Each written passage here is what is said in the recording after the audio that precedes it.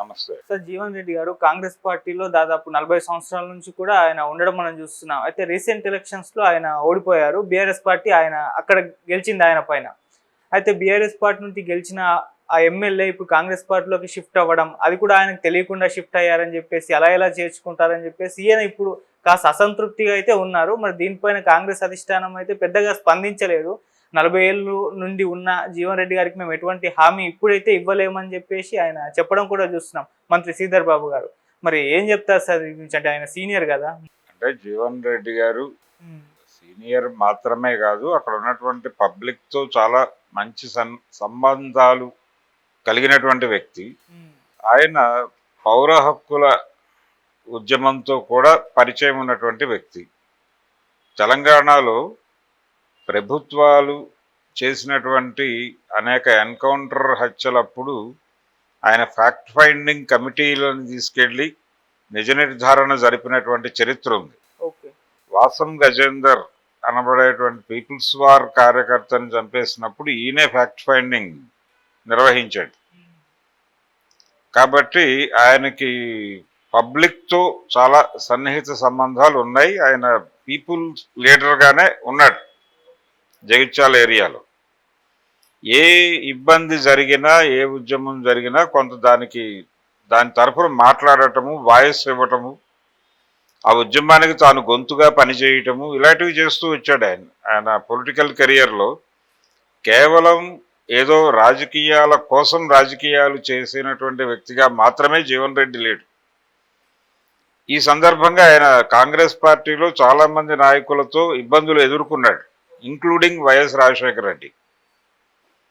అయినప్పటికీ కాంగ్రెస్తో ట్రావెల్ అవుతూ వస్తున్నాడు. అప్పటి నుంచి ఇబ్బందులు ఉన్నప్పటికీ కాంగ్రెస్తో ట్రావెల్ అవుతూ వస్తున్నాడు.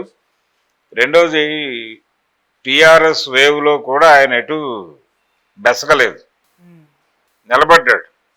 పార్టీ కోసం నిలబడ్డాడు, పార్టీ తరఫున నిలబడ్డాడు. అక్కడి నుంచి వేరే చోటకి వెళ్ళాలని అనుకోలేదు. అది జీవన్ రెడ్డి పరిస్థితి.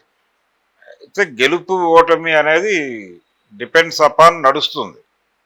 అందులో భాగంగా పోచారం గారు నెగ్గాడు.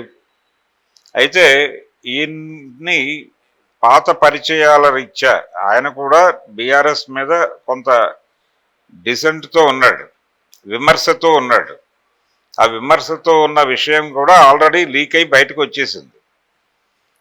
వచ్చింది. పర్టికులర్గా వ్యవహార శైలి పట్ల ఆయన భిన్నమైన అభిప్రాయం కలిగి ఉన్నాడు. బీఆర్ఎస్ నాయకత్వం, కేసీఆర్ మాత్రమే కాదు, అక్కడ ఉన్నటువంటి సెకండరీ లీడర్షిప్ మీద కూడా ఆయనకి వ్యతిరేకత ఉంది పోచారంకి.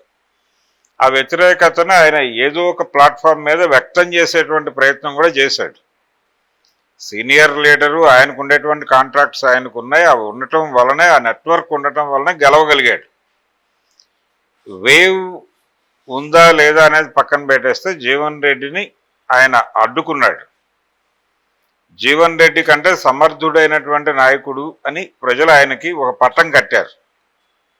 సో ఇది ఆయనకి ఎలిజిబిలిటీ కాంగ్రెస్ పార్టీలోకి రావడానికి. వచ్చిన తర్వాత జీవన్ రెడ్డి పరిస్థితి ఏంటి? అక్కడి నుంచి ఆయన్ని పక్కకి నెడతారా, లేకపోతే ఇంకేదైనా ఆయన కోసం ఇంకేదన్నా ఒక మార్గాన్ని ఏర్పాటు చేస్తారా అనేది చూడాలంటే, ఒక సీట్లో గెలవనటువంటి వాళ్ళు మళ్ళీ గెలవరు అనేటువంటి గ్యారంటీ ఏమి ఉండదు. మళ్ళీ ఎలక్షన్లో ఆయన గెలవచ్చు కూడా, అదే పార్టీ నుంచి గెలవచ్చు, ఇదే పోచారం ఓడిపోవచ్చు కూడా, చెప్పలేం. ఎవరు ఎప్పుడు గెలుస్తారు, ఎప్పుడు ఓడిపోతారు అనేవి దైవాధీనమే. దైవం అంటే ప్రజలే.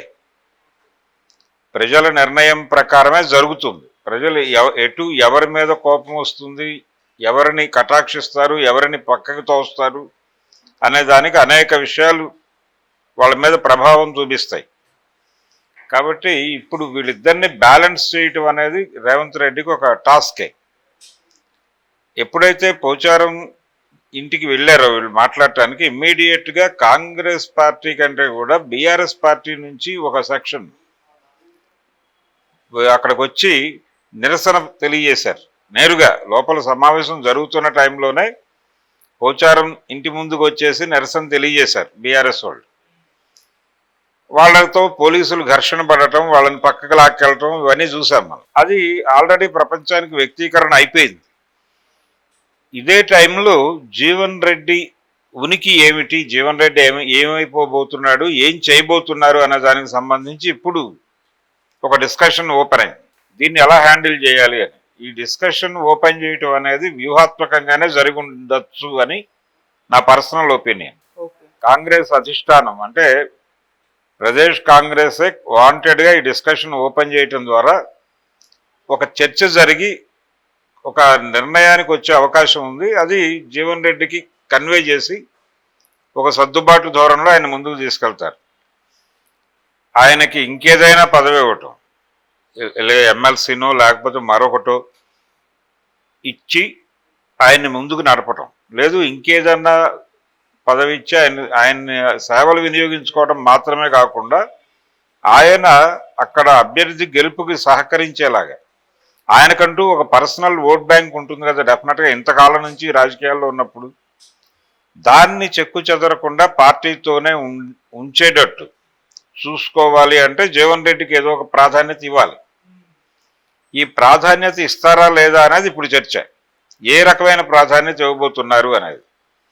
దీనికి సంబంధించిన నిర్ణయం తీసుకోకుండా రేవంత్ రెడ్డి వెళ్ళి పోచారంతో మాట్లాడాడు అని అనుకోనక్కర్లేదు. ఇది ఇక్కడ క్లారిటీ పొందిన తర్వాత అక్కడికి వెళ్ళాడు.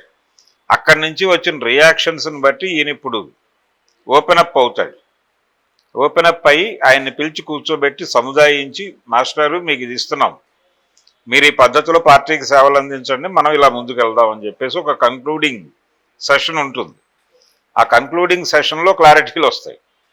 ఇదంతా ఏంటంటే ఆ కంక్లూడింగ్ సెషన్కి డ్రైవ్ చేయటం కోసం జరుగుతున్నటువంటి ఒక ప్రచార సన్నాహం. జీవన్ రెడ్డి పరిస్థితి ఏంటనేది ఇక్కడ ప్రధానంగా వినిపిస్తున్న విమర్శ ఏంటంటే, పోచారంని బయట నుంచి తీసుకొచ్చి నేటివ్ కాంగ్రెస్ పీపుల్ని ఇబ్బంది పెడుతున్నారు. ఇది రేవంత్ రెడ్డి కూడా బయట నుంచి ఇంపోర్ట్ అయినటువంటి నాయకుడు అనేది ఒక చర్చ ఉంది. ఈ ఇంపోర్ట్ అయిన నాయకుడు మరికొంతమంది ఇంపోర్టెడ్ నాయకుల్ని పట్టుకొచ్చి నేటివ్ లీడర్స్ అందరినీ ఇబ్బంది పెడుతున్నాడు అని సాలిడ్గా ఆయన మీద గతం నుంచి ఉన్న విమర్శకి ఇది కొంత జోడింపు.